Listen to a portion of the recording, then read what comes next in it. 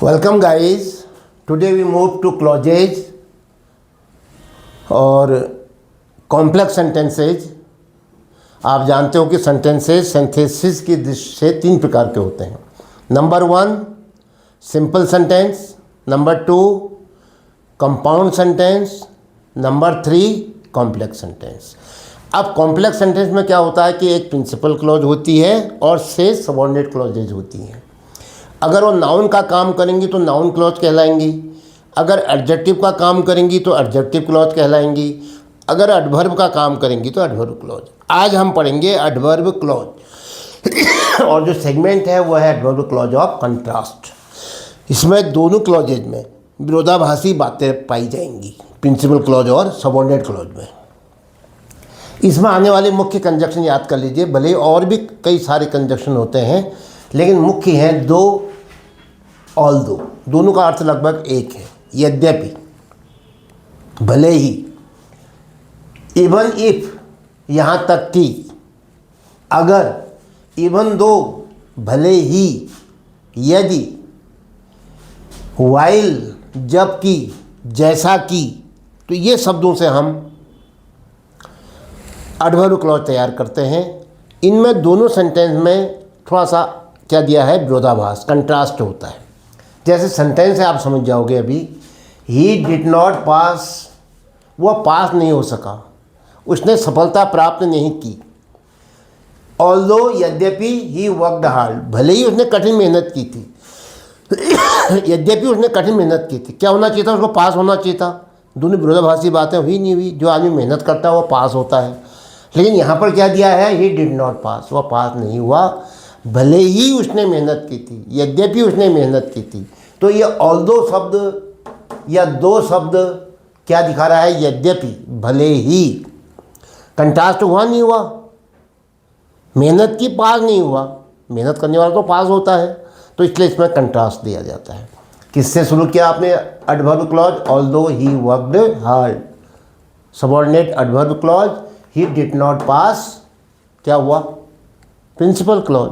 और ये sentence, he did not pass although he worked hard, क्या हो गया, कॉम्प्लेक्स सेंटेंस। अगर मैं कहूँ कि आपने तो बनाया ये जो दे रखा है, लेकिन दो सेंटेंस होंगे आपके पास तभी तो बनाया आपने, तो वो दो सेंटेंस क्या थे, थोड़ा सा रिवर्स करो, क्या होगा, he did not pass the examination कर सकते हो, या ही डिड नॉट पास ही छोड़ सकते हो। क्लियर हो गया यहाँ पर। ही वर्कड हार्ड, दूसरा सेंटेंस क्या होगा, ही वर्कड हार्ड। दो सेंटेंस देते हैं, ही डिड नॉट पास एक सेंटेंस, ही वर्कड हार्ड दूसरा सेंटेंस।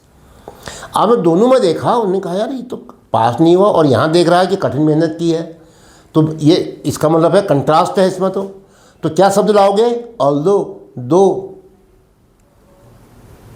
तो कैसे बनाओगे, he did not pass although he worked hard. दोनों को जोड़ करके हमने एक सेंटेंस बना दिया, ये होगा complex sentence. He is honest, वो ईमानदार है। दो ही इज पुअर, भले ही या यद्यपि वो गरीब है। अब हमारे कंट्रीज में तो गरीब आदमी ईमानदार होते हैं, क्लियर है। लेकिन जनरल जो सिनारियो है वो ये है कि जो आदमी, कहते भी हैं विभुक्षितम किम न करोति पापम, जो भूखा होगा वो क्या नहीं करेगा, क्या पाप नहीं करेगा पेट भरने के लिए। चलिए हम ऐसे मान लेते हैं कि वो ईमानदार है। अब दो सेंटेंस बनाओ पहले इसके, तो मैं पहले ये बताऊंगा आपको कि कैसे बनाया होगा ये सेंटेंस। एक सेंटेंस है ही इज़ ऑनेस्ट, दूसरा सेंटेंस है ही इज़ पुअर।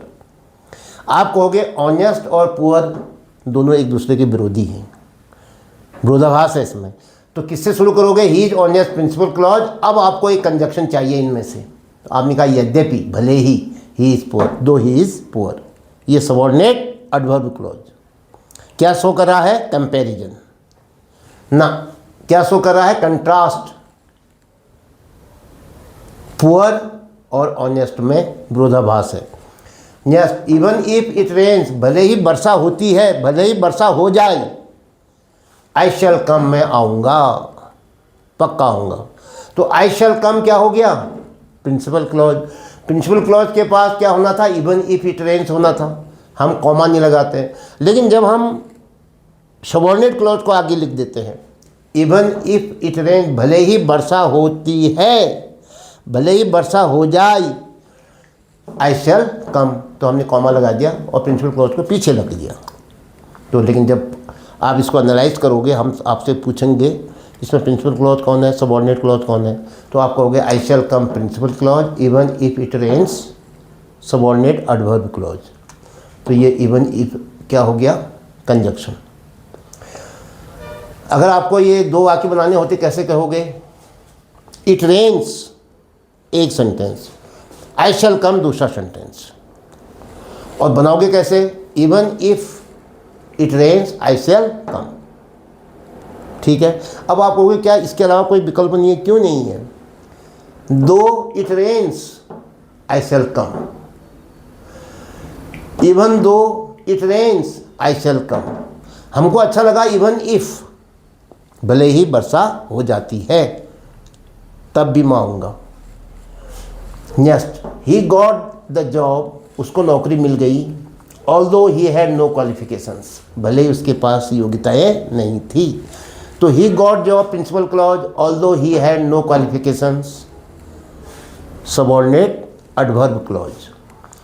अगर आपसे कहा जाएगा ये कौन से दो वाक्य थे जिससे आपने ये सेंटेंस बनाया, इसको अलग अलग करो, इससे दो सेंटेंस तैयार करो जिनसे मदद से आपने बनाया होगा। आपको तो क्या दिए रहेंगे, सेंटेंस दिए, अभी तो मैं एग्जाम्पल दे रहा हूँ आपको, वहाँ क्या दिया होगा आपको, you have given a set of sentences and you have to combine them into complex sentence. ठीक है, किसी भी तरीके से बना सकते हैं आप, वहाँ तो ऐसा नहीं होगा, वहाँ नाउन क्लॉज का यूज़ करो, एडजेक्टिव का यूज़ करो, एडवर्ब का। एडवर्ब से हमें देखो ये सेंटेंस अच्छा बन रहा है तो अच्छा हमें एडवर्ब क्लॉज सीखना चाहिए। तो क्या हुआ, ही गॉट द जॉब, एक सेंटेंस, दूसरा sentence he had no qualifications, बस दो अलग अलग वाक्य ये हो गए। अब आपने देखा भाई जॉब भी मिली और क्वालिफिकेशन भी नहीं थी, तो विरोधाभासी बातें हैं। तो हमारे दिमाग में आएगा तो दो से जुड़ेगा, या ऑल्दो से, या इवन इफ से, या इवन दो से, या वाइल से, जब विरोधाभासी बातें हैं तो एक काम करो, पहले प्रिंसिपल क्लॉज लिख लो, he got the job although he had no qualification, जबकि यद्यपि उसके पास क्वालिफिकेशन नहीं थी। ऐसे भी बना सकते हो, he got the job even though he had no qualifications, he got the job even if he had no qualifications, he got the job though he had no qualifications, he got the job although he had no qualifications। तो ये हो गया क्या, complex sentence, he got the job principal clause although he had no qualifications subordinate. मैं subordinate बोलता हूँ, कहीं कहीं पर आपको सुनाई देता होगा डिपेंडेंट, आश्रित, तो सबऑर्डिनेट का मतलब भी वही होता है। एडवर्ब क्लॉज, एडवर्ब क्लॉज क्यों कर रहा हूँ, क्योंकि एडवर्ब का काम कर रहा है, वर्ब को डिफाइन कर रहा है। Even though things are bad we must not give up hope, we must not give up hope principal clause, even though things are bad, भले ही परिस्थितियां विपरीत हों, क्या है, सबऑर्डिनेट एडवर्ब क्लॉज। अब हमने कहा इसके दो वाक्य बनाओ पहले, चलो ये तो कॉम्प्लेक्स सेंटेंस बना दिया आपने। The things are bad, the things are bad, the things are not good, ऐसे भी लिख सकते हो। We must not give up hope, दूसरा सेंटेंस ये है।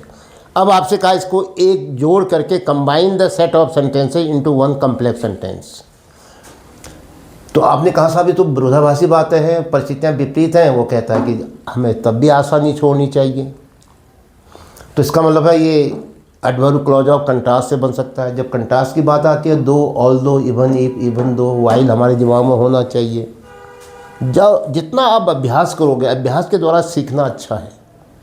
The weakest ink is the strongest memory, हमेशा जितना अभ्यास करोगे उतना ज़्यादा मस्तिष्क में क्या होता है, वो मेमोरी बनती है और लंबे समय तक रिटेन रहती है। तो क्या कहा आपने, even though things are bad, भले ही परिस्थितियाँ विपरीत हों, we must not give up hope, हमें आशा नहीं छोड़नी चाहिए। ये एक सेंटेंस बन गया जिसमें we must not give up hope principal clause, even though things are bad subordinate adverb clause. While I did well in class, जबकि मैंने कक्षा में अच्छा काम किया था। I was a poor performer at games, मैं खेलों में कमज़ोर था, खेलों में मैं पीछे था। देखो, एक बच्चा स्कूल पढ़ा, उस पर स्कूल परिस्थिति में दो काम हो रहे हैं, पढ़ाई भी हो रही है, खेल भी हो रहे हैं, तो अपने बारे में बता रहा है। जब हम देखते हैं कि एक समय में दो काम होते हैं एक ही समय में, तो हम उसको किससे जोड़ते हैं? वाइल से ना, किससे जोड़ते हैं? वाइल से जोड़ते हैं। ये एडवर्ब क्लॉज ऑफ टाइम में भी आया था आपका। क्या कहा था? The boys were singing, the girls were dancing. अब आपसे कहा गया था combine the set of sentences into one complex sentence. तो आपने कहा भाई क्या कर रहे हैं? लड़के तो गा रहे हैं, लड़कियां नाच रही हैं, एक ही समय में दो काम हो रहे हैं। तो आपने कहा था the boys were singing while the girls were dancing. आया नहीं आया? वहाँ पर एडवर्ब क्लॉज ऑफ टाइम हो गया, एक ही समय में दो काम। यहाँ पर देखो विपरीत परिस्थितियाँ हैं। क्यों है? क्लास में तो जैसे मैं कहूँगा दो वाक्य दे रखे हैं। I did well in class एक sentence, I was a poor performer at games दूसरा सेंटेंस। एक जगह पुअर है, एक जगह वेल है। विरोध हो रहा नहीं हो रहा? दोनों बातों में हो रहा है। तो इसलिए आपने क्या कहा? एक ही ड्यूरेशन में, एक ही पीरियड में एक जगह अच्छा है, एक जगह बुरा है। तो आप क्या लगाओगे? While. While I did well in class subordinate clause है, एडवर्ब का काम कर रही है। I was a poor performer at games, ये एक सेंटेंस में आ गया और क्या हो गया? Complex sentence. तो आज हमने पढ़ा एडवर्ब क्लॉज ऑफ कंट्रास्ट, और आपने याद किया दो, ऑल दो, इवन इफ, इवन दो और वाइल। तो इसके साथ ही आज का ये वीडियो यहाँ पर समाप्त होता है। जय हिंद।